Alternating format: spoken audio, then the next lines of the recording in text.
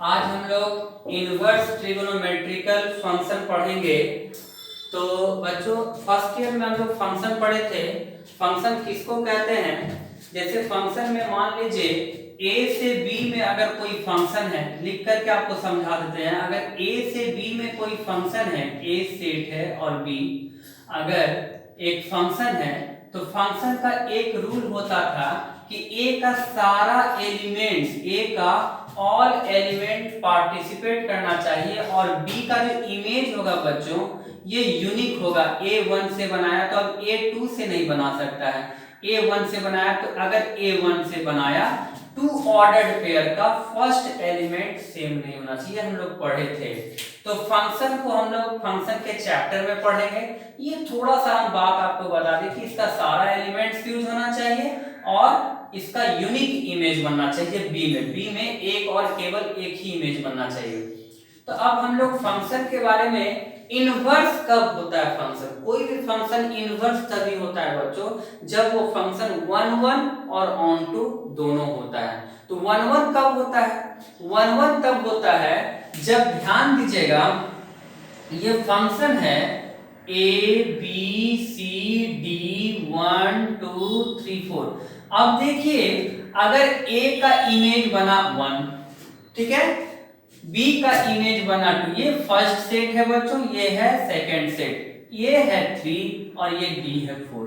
बच्चों 1 फंक्शन कहते हैं a का डिफरेंट एलिमेंट्स, सारा एलिमेंट्स अपना अलग अलग इमेज बनाए। Different elements has different images in b।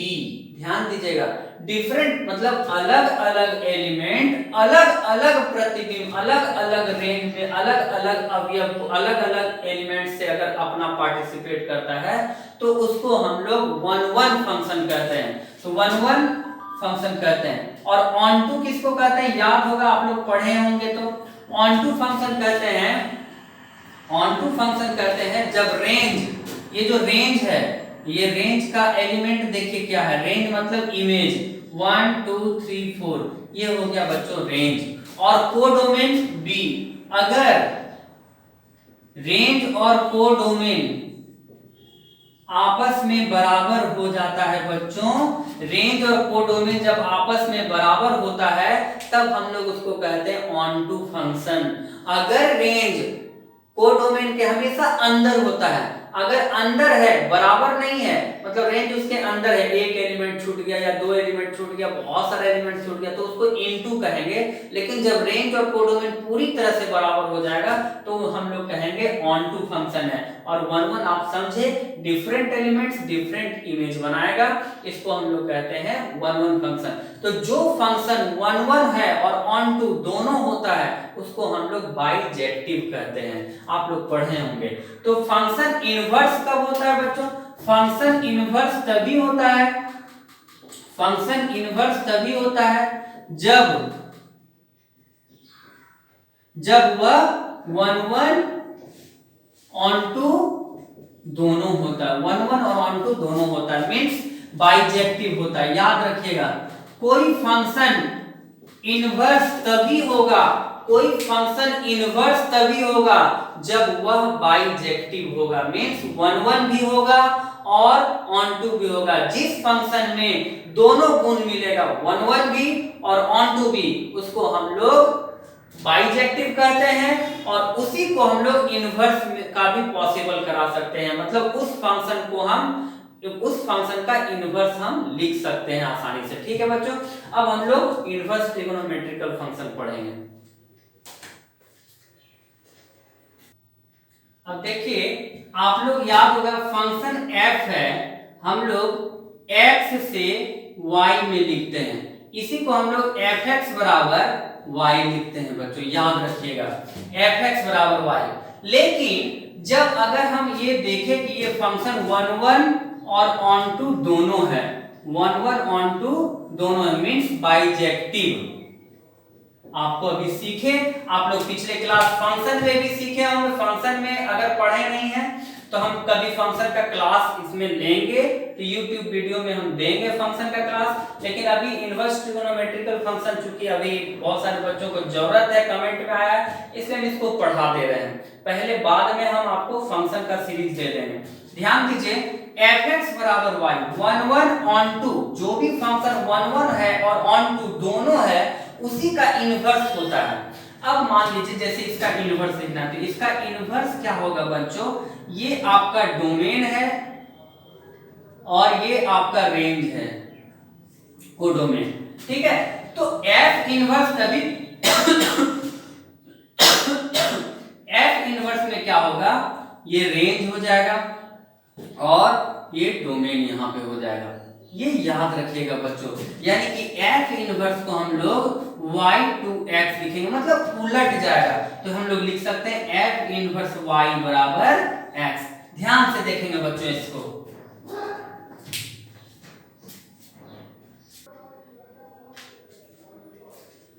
देखिए बच्चों, अब एक फंक्शन देखिए sin x। sin x के बारे में आपको पता है, ये जो x है ये डोमेन है। x के जगह पे कोई भी रियल नंबर रखिए, आपका रेंज क्या आएगा, -1 और 1 के बीच में, ये पता है आपको। sin 0 0, sin 30 1/2, sin 45 1/2, sin 60 √3/2, sin 90 1, sin 120 √3/2, sin 145 135 1/2। इस तरह से आप देखिएगा तो sin x का वैल्यू -1 और 1 के बीच में होता है। और पूरा ये जो कुछ भी रखिए, x के जगह पे कुछ भी रख दीजिए। cos x भी पूरे रियल नंबर पर डिफाइंड होता है, कुछ भी रखिए, आपका आंसर -1 और 1 के बीच में ही देगा। tan x क्या होता है, देखिए tan 0 = 0, tan 30 1/√3, tan 45 1, tan 60 degree √3, tan 90 undefined 1/0, tan theta, tan x होता है sin x by cos x। तो cos x कब 0 होता है, जब 90 डिग्री यानी कि π/2 3π/2। तो इसका ये डोमेन होता है बच्चों, इसको ध्यान से देख लेंगे, उतार लेंगे घर में। और ये रियल नंबर मतलब -∞ से +1। उसी तरह से cot x का भी होता है, cos x का भी डोमेन देख लीजिए, पूरा रियल नंबर, लेकिन nπ नहीं होता। nπ में 0 180 डिग्री 360 डिग्री ये सब नहीं होगा। और ये -1 और 1 के बीच को छोड़ के सब जगह उसका लाई करेगा। sec x क्या होता है, sec x में भी ये होता है। अब ध्यान देंगे बच्चों, यही आपका ट्रिगोनोमेट्रिकल का डोमेन है, ये डोमेन है और ये रेंज है। अब हम थोड़ा सा इसमें हम इनवर्स पे आते हैं। अब देखिए बच्चों, table for domain and range of ITF, ये आपका टेबल याद करना है आपको। देखिए कितना माथा भारी हो जाता है। अब हम बोल दिए आपको याद करना, अब आप कितनों कोशिश कीजिएगा, कहीं न कहीं कुछ लोग इसको भूल ही जाते हैं। तो हम आपको ये बताना चाहेंगे कि भाई इनवर्स कैसे लिखे, हम सिर्फ साइन को समझाएंगे। ये सब सिर्फ उसी तरह से आप फॉलो कीजिएगा घर में।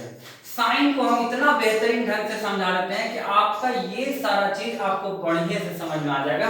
ध्यान दीजिए, अभी आपने देखा था कि sin x ये एक फंक्शन है, ये f, ये जो फंक्शन है इसका डोमेन क्या था, पूरा रियल नंबर, और रेंज क्या था, -1 से 1। आप ध्यान दीजिएगा, ये डोमेन था और ये रेंज था।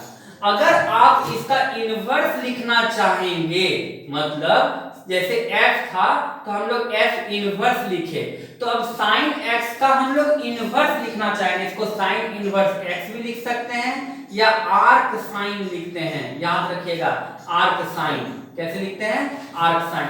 तो ऐसा तो हम लोग अभी लिखते नहीं है, sin इनवर्स x यूज करेंगे। अगर इनवर्स यूज करेंगे तो ये क्या हो जाएगा, यहां पे आ जाएगा। ठीक है बच्चों, और ये यहां आ जाएगा। लेकिन इस पर लेकिन क्यों लगा, क्योंकि आपको पता है कि इनवर्स तभी पॉसिबल होगा जब फंक्शन 1 1 होगा और ऑन टू होगा। अब हमको हो सकता है ये 1 1 नहीं है, क्यों, sin 30 डिग्री = 1/2 और sin 180 - 30 150, sin 30 डिग्री = भी 1/2 होता है बच्चों, और sin 150 डिग्री भी 1/2 होता है। मींस 30 पे 1/2 और 150 पे भी 1/2। इसका क्या अर्थ हुआ? दो डिफरेंट वैल्यू पे एक ही आउटपुट दे रहा है। आपको सिखाए 1-1 होना चाहिए। 1-1 क्या डेफिनेशन सीखे थे आप लोग? 1-1 क्या सीखे थे कि डिफरेंट इनपुट्स डिफरेंट आउटपुट्स भी बनाए। यहाँ पे डिफरेंट इनपुट 30 डिग्री 150 दोनों डिफरेंट है और ये दोनों डिफरेंट एक ही आउटपुट दे रहा है, जबकि डिफरेंट आउटपुट देना चाहिए। क्या देना चाहिए? डिफरेंट आउटपुट, अलग अलग आउटपुट देना चाहिए।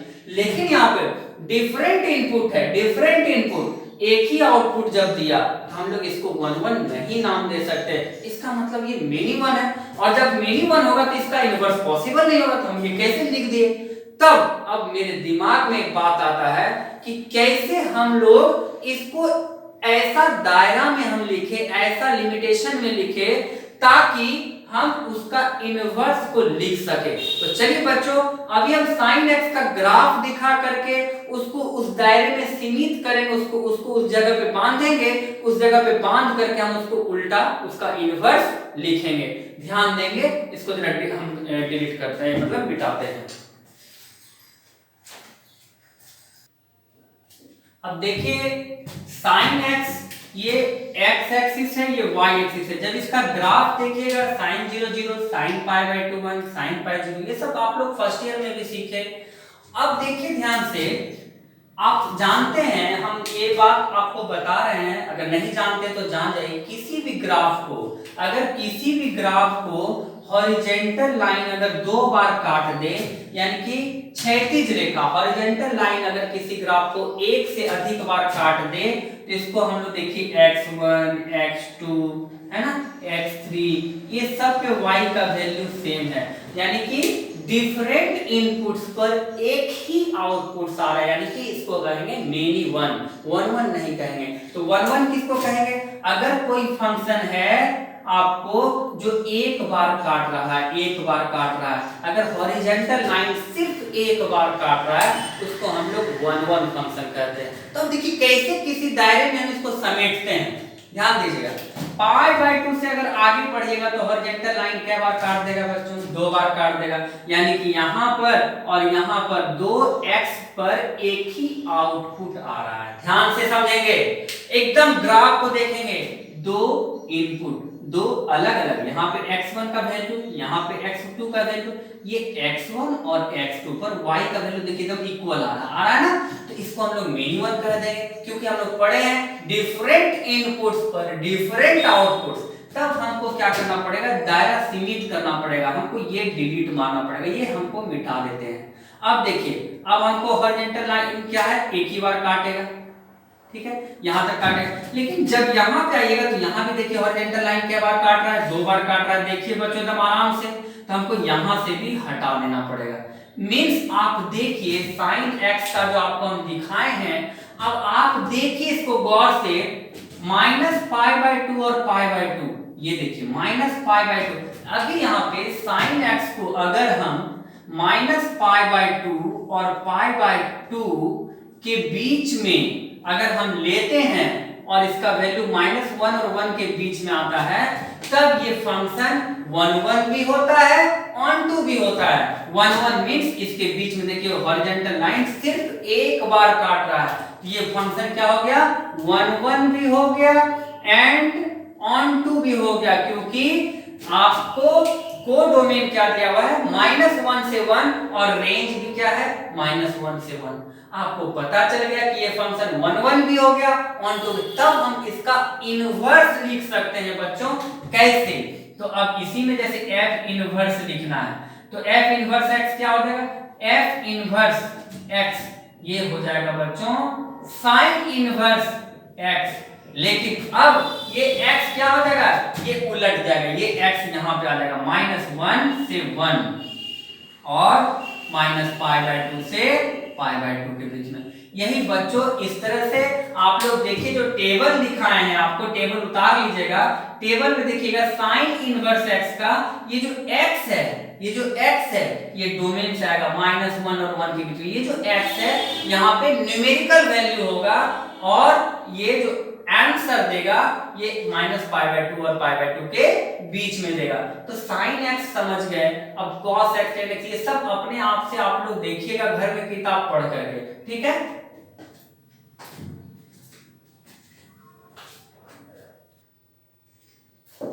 तो अब देखिए sin x को हम लोग आपको समझाए थे, sin इनवर्स x देख लीजिए इस तरह से, ये आप समझ गए। cos x को समझना होगा, cos x का भी आप ग्राफ जब बनाइएगा 0 π/2 π, इस तरह से जब ग्राफ बनाएगा बच्चों तो 0 से ये आपका 0 पे होता है 1, π पे होता है -1। तो ये जो आपका इस तरह से ग्राफ है 0 से ये ऐसा ग्राफ, यहां से फिर ऐसा होता है cos x का ग्राफ।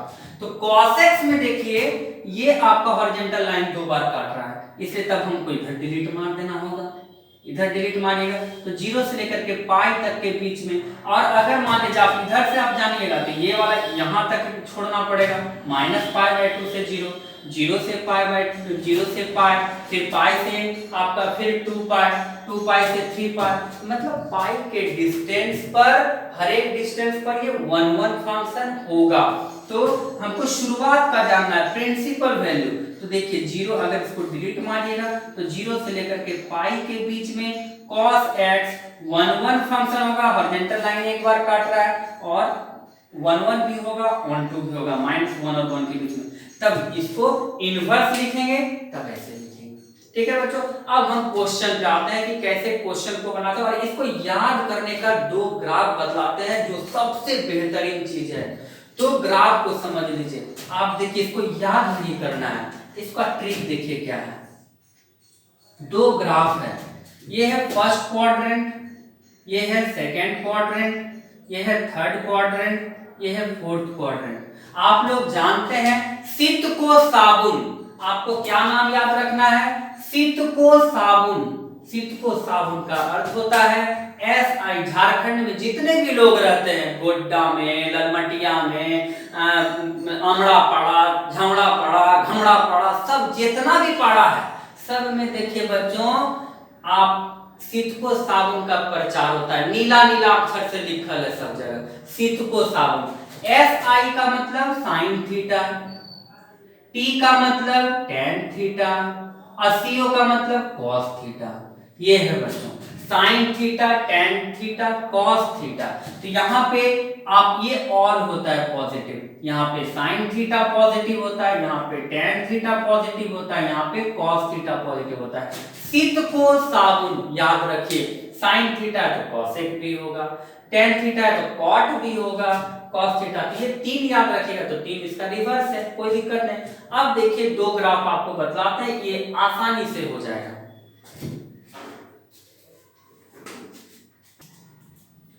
अब देखिए एक बच्चों, अब इसको आपको याद नहीं रखना है, अब ये 2 ग्राफ याद रखिएगा। ये ग्राफ देखिए, ये आपको फर्स्ट ईयर में ट्रिगोनोमेट्री जब पढ़े हुए तो एंटी क्लॉकवाइज पॉजिटिव डायरेक्शन होता है।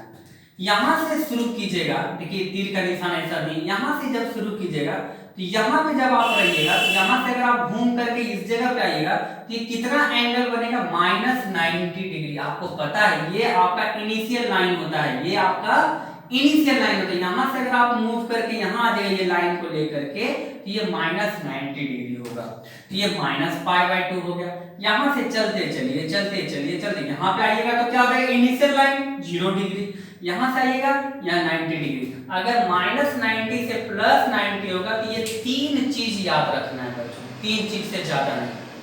Sine inverse x, cosec inverse x, tan inverse x। ये ग्राफ जहां इस पर क्वेश्चन रहा, ये तीनों क्वेश्चन जहां रहा आप इसको माइंड में रखिए, माइंड में, बस आपको याद नहीं रखने की जरूरत है, हम आपको सिखा देंगे। साइन इनवर्स x का भी -π/2 से π/2 है ना, कोसेक इनवर्स x का -π/2 0 छोड़ दीजिए, और tan इनवर्स x का -π/2 ओपन इंटरवल। उसी तरह से cos inverse x, sec inverse x, cot inverse x ले लीजिएगा। तो cos इनवर्स x और sec इनवर्स x और cot इनवर्स x पर इस ग्राफ को याद रखिएगा। तो अब जब इस 2 ग्राफ को आप लोग देखिएगा तो इस 2 ग्राफ में क्या है कि first quadrant second quadrant, first quadrant second quadrant, sorry first quadrant second quadrant और फोर्थ क्वाड्रेंट, यही 3 गो का काम है। और कहीं कुछ नहीं, कहीं भागने नहीं आपको, बस ये 3 से ही आपका पूरा इनवर्स फंक्शन पूरा सारा क्लियर हो जाएगा। तो कौन कौन सा?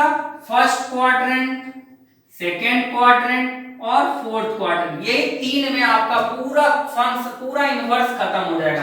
ये यहाँ पे अगर आंसर है तो अल्फा, यहाँ पे माइनस अल्फा, यहाँ पे पाई माइनस अल्फा, याद रखिएगा बच्चों। ये आप अगर याद रखें, आप विश्वास कीजिए, इससे ज्यादा कुछ नहीं याद रखना है। अब आप लोग इतना इस वीडियो में आज पूरा पढ़ लीजिए, कल के वीडियो में आपको हम दिखाएंगे एक ही क्लास में सारा क्वेश्चंस को कैसे बनाते हैं, बहुत सिंपल वे में बना करके हम लोग निकलेंगे। सिर्फ ये 2 ग्राफ आज के वीडियो में आप लोग बढ़िया से रट लीजिएगा, बढ़िया से देख करके आइए, ओके। और ये आपको ट्रिक हम फिर से कल समझाएंगे।